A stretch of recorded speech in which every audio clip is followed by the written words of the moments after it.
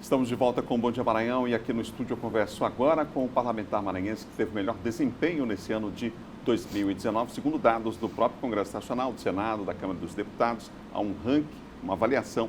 Eu recebo aqui no estúdio o senador Everton, do PDT.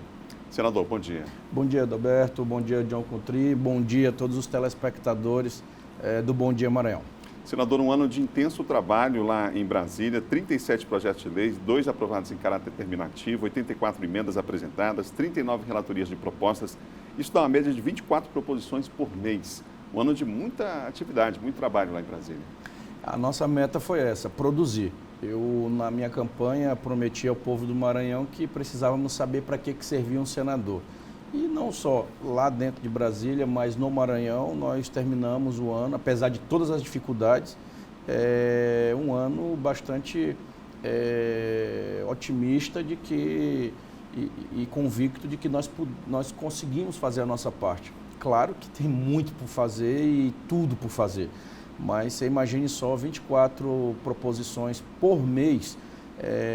Geralmente o mês não tem 24 dias úteis, então, e principalmente as sessões que todos sabem que o pico delas mesmo é dia de terça e quarta. Mas nós participamos de várias comissões, vários debates importantes a nível nacional e todos os finais de semana que eu pude, eu vim para o Maranhão visitar as regiões. Tem final de semana que eu desci ali em Imperatriz para rodar a região Tocantins, depois desci ali em Teresina para ficar na região dos Cocais ou no Sertão, ou aqui em São Luís para ir para a Baixada ou ir para as regiões mais próximas da ilha. Então, estando próximo aqui da base e lá em Brasília participando diretamente desses debates e tentando protagonizar, elaborar, formular projetos de leis, proposições que possam ajudar de forma concreta a melhorar a vida das pessoas, principalmente do nosso trabalhador, isso foi, assim, sem dúvida nenhuma, muito gratificante nós termos esses números e te confesso que eu não sabia, né? Assim, a gente acaba entrando no automático e quando vai parar para fazer a avaliação de quantos quilômetros o carro rodou, você vai ver que realmente nós estivemos aí com o pé no acelerador o ano de 2019, primeiro ano de legislatura, mas foi para isso que nós nos propusemos. Comigo nessa entrevista o nosso colunista de política, John Contri. John. Senador, bom dia a todos. Um projeto importante, né, que foi aprovado lá no Senado foi aquele que proíbe, né, a taxa de religação e também os cortes aos finais de semana e feriados. A gente vai lembrar que aqui na Assembleia Legislativa esse projeto foi colocado em pauta por um deputado e acabou sendo declarado inconstitucional. E chegou lá no Senado, né, houve uma aprovação, até digamos assim, lá no Senado recorde, de forma bem célere. Eu queria que o senhor explicasse para as pessoas que estão em casa, né, muitas delas por todo o interior do Maranhão, como funcionará esse projeto, o que ainda falta para ele entrar em vigor. Olha, só para fazer justiça, nós fizemos o registro da votação desse projeto que já está aprovado no Senado, agora é com a Câmara. Irei me empenhar pessoalmente para conversar com a bancada nossa federal do Maranhão e todos os líderes que nós temos ótima relação. O presidente Rodrigo Maia também já se colocou à disposição para nos ajudar. E esse projeto ele teve duas frentes aqui no Maranhão. A primeira, aprovado na Câmara de Vereadores, era o fim da taxa de religação do corte de energia elétrica e de água. Esse fim da taxa de religação ele foi uma luta do vereador, presidente do PDT de São Luís, vereador Raimundo Penha, na Câmara de Vereadores, e a Assembleia Legislativa, um debate que se levou da proibição do corte desses serviços nas vésperas de feriados e na véspera de final de semana. A taxa de religação, nós já estávamos com esse projeto tramitando. Pedimos ao vereador Raimundo Penha e ele nos enviou e nós melhoramos ele e fizemos a tramitação no Senado Federal. Tentei tramitar na Câmara, mas já estava no fim da legislatura na época, eu ainda era deputado federal. Então, no Senado, um dos primeiros projetos que nós protocolamos foi esse. Já agora, há uns 2 meses, com este debate aqui da questão da constitucionalidade que estava tratando lá no Senado, na Assembleia Legislativa, o relator, o deputado Fernando Pessoa, ele, via a CCJ e a Assembleia Legislativa do Maranhão, nos enviou o projeto pedindo que incorporássemos ao nosso texto para que a gente pudesse tratar essa matéria aonde ela deveria ser tratada, que é uma matéria que tem que ser uma lei federal, para evitar qualquer tipo de questionamento futuro. Nós prontamente atendemos, recebi o deputado Fernando Pessoa, o presidente da CCJ, o deputado Neto Evangelista, e uma comissão de deputados, a pedido do presidente da Assembleia, o deputado Otelino Neto. E lá nós fizemos a conversa com o relator do projeto, que é o senador Regufe. O Regufe prontamente atendeu. Então, o que ficou aprovado lá? Primeiro, acabar com taxa de religação. Sua energia é cortada, então vai pagar ela, você já não vai mais pagar a taxa de religação assim que estiver aprovado na Câmara. Segundo, pagou, solicitou a companhia, ela vai ter até 6 horas para restabelecer o serviço. Antes era uma coisa, né, aleatória, tinha que dizer, olha, não, mas para ser até 6 horas tem que pagar uma taxa de religação emergencial, às vezes mais caro que a conta. Total desrespeito à nossa população, aos mais carentes e quem, infelizmente, já está numa situação vulnerável. Porque você imagina só, quem é que atrasa uma conta de energia porque quer? Quem é que atrasa uma conta de água porque quer? E aí o tratamento que eles dão é simplesmente humilhante. O outro, mais sério ainda, é você chegar numa sexta-feira, 5 horas da tarde, a equipe do corte está lá na tua porta, sobe, corta energia e vai embora. E aí não quero saber se tem uma criança dentro de casa, se tem um idoso dentro de casa, se você tem lá 2 quilos de carne que você com muita luta conseguiu comprar para manter a família no final de semana até começar o batidão na segunda-feira, e aí se corta. Então, assim, é um total desrespeito a consumidores, deputado, que são obrigados a continuar com eles, porque depois que paga ele não pode contratar outra empresa, eles são exclusivos. Inclusive, senador, cortava, por exemplo, na sexta-feira e só podia religar na segunda, quer dizer, você era obrigado, mesmo que você pagasse a conta, era obrigado a religação. Qual é o banco aberto 4 horas depois de 4 horas da tarde? Não tem. Pagamento eletrônico, isso é para quem é correntista. Tem muita gente que não tem nem conta em banco, o que tem muito é conta para pagar e que o dinheiro não está dando, porque a crise é grande. Então, assim, nós não estimulamos, o Congresso entendeu isso, o governo veio para cima, as empresas vieram para cima achando que a gente queria estimular a inadimplência e coisa nenhuma. Olha, quem está atrasado pode perder o serviço, de segunda a quinta. Agora, se tiver um feriado quarta-feira, não pode cortar na terça.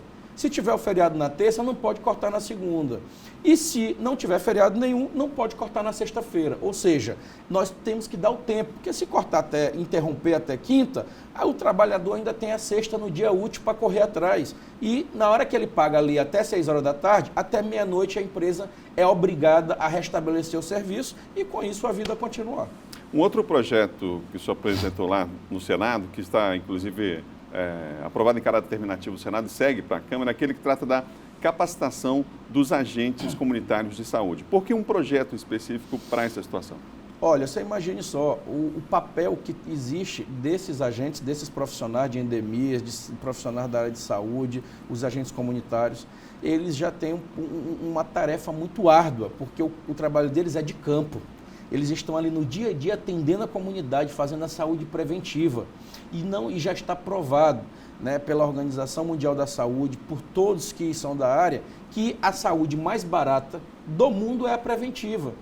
Então, se nós temos profissionais capacitados que podem ajudar a identificar, podem ajudar a fazer a triagem de forma mais eficiente para que a gente evite esse cidadão já numa outra fase ter que ir para a medicina curativa, melhor ainda. Então, esses profissionais, eles têm que estar sempre sendo reciclados.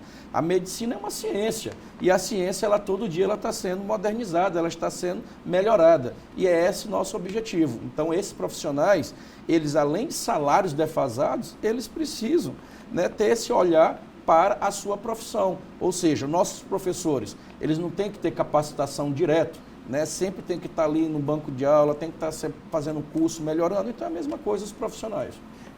Um pouquinho de política, senador. Essa semana houve vários movimentos, várias declarações, né? A primeira delas, o governador Flávio Dino, aqui no Ponto e Vírgula, sinalizou, né, afirmou que o PCdoB e o PDT estarão juntos na maioria das cidades.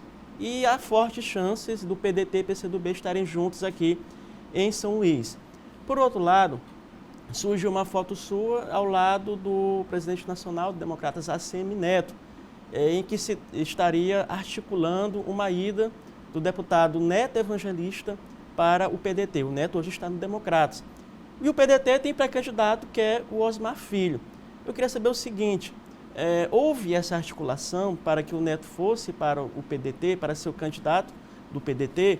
O Osmar Filho ainda é pré-candidato do PDT, e em relação a uma aliança entre PCdoB, PDT e Democratas aqui em São Luís?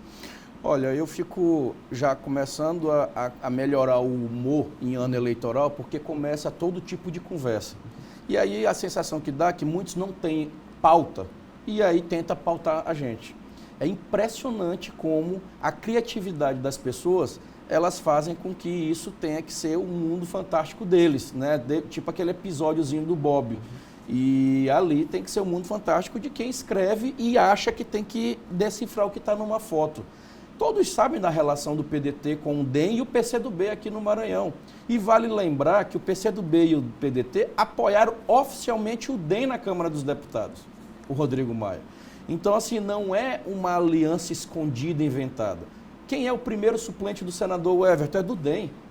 O presidente do DEM no Maranhão, o deputado Juscelino, além de um grande amigo, meu compadre. Então, assim, a nossa relação, ela é próxima dos três partidos, PCdoB, DEM e PCdoB. O presidente nacional do DEM, o ACM Neto, nós somos deputados federais juntos. A sede nacional do DEM é no Senado Federal. Então, nós estamos ali no contato no dia a dia. Então, claro que a minha visita a ele, como eu faço a todos, ao Ciro Nogueira com Fufuca, recentemente estivemos juntos, e vários outros presidentes de partido, é claro a boa relação que todo mundo sabe que eu tenho com a classe política nacional. Então, nada mais do que isso, conversar política.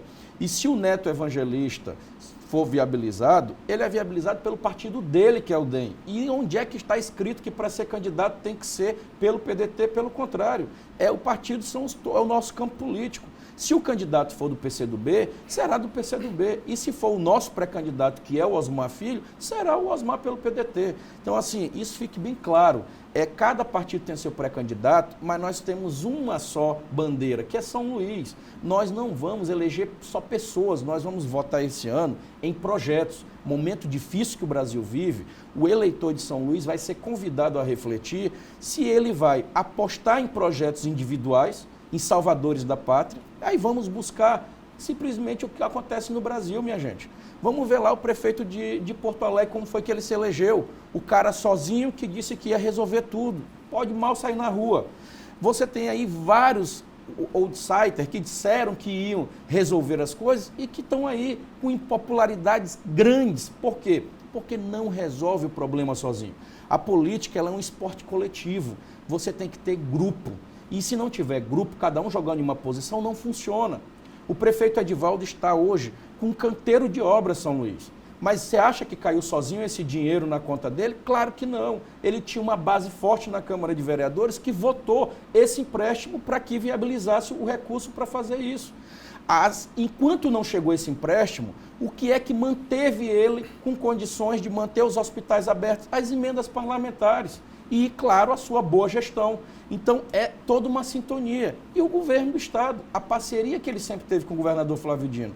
Ou seja, ele sozinho, claro que ele ia ter muita dificuldade de fazer o que ele faz hoje. Mas hoje ele tem a Câmara, hoje ele tem 2 senadores, ele tem a bancada federal de deputados, tem a Assembleia e tem o governador. Então, na hora que você tem contato, parceria institucional, você ajuda a resolver mais rápido os problemas. Então, o senhor está dizendo que o PDT, não tendo candidato próprio, pode apoiar um candidato do PCdoB e do Democratas. Do Democrata, do PSB, o Bira do Pindaré é pré-candidato, do PP, se o PP lançar qualquer um candidato que seja da nossa frente e que esteja com condições de vencer a eleição, que tenha hoje condições de estar que esteja mais sintonizado com o eleitorado para o momento, não vai ter dificuldade. E como é que isso vai ser definido, senador? Agora em março. Em março, qual o critério? O prefeito Edivaldo Holanda é o comandante desse processo.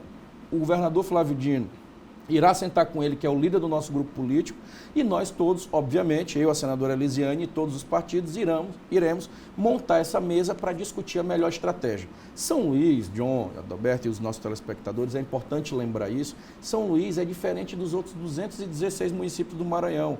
É a única cidade do estado que tem segundo turno. Então, se necessário for cada partido lançar o seu candidato, não tem problema, porque nós temos o segundo turno. Diferentemente das outras cidades que a gente precisa logo definir no primeiro turno porque caso haja divisão, muitas delas você pode perder. Senador, obrigado pela entrevista aqui no Bom Dia Maranhão. Já um Feliz Natal, um Feliz Ano Novo. E obrigado pela entrevista. Eu quero agradecer o espaço a todos os aqui para toda a emissora e mandar o meu Natal a todos os telespectadores. É ano de muita dificuldade, mas claro que sempre tendo Deus no coração, nas nossas vidas, nós precisamos manter essa serenidade e essa vontade de estar sempre construindo um Brasil melhor, um Maranhão melhor e, claro, sermos melhores. Então, um Feliz Natal a todos vocês, Feliz Ano Novo. É claro que o John aqui vai conversar um pouquinho mais de política conosco. Hoje às 18 horas eu estarei lá no Ponto e Vírgula, na Difusora FM. Aqui na Difusora FM, e nós vamos ter a oportunidade para conversar de forma mais detalhada vários temas e, obviamente, tirar aí as dúvidas para a gente fechar o ano 2019 com chave de ouro. Muito obrigado. Obrigado, John Coutrinho, também pela participação.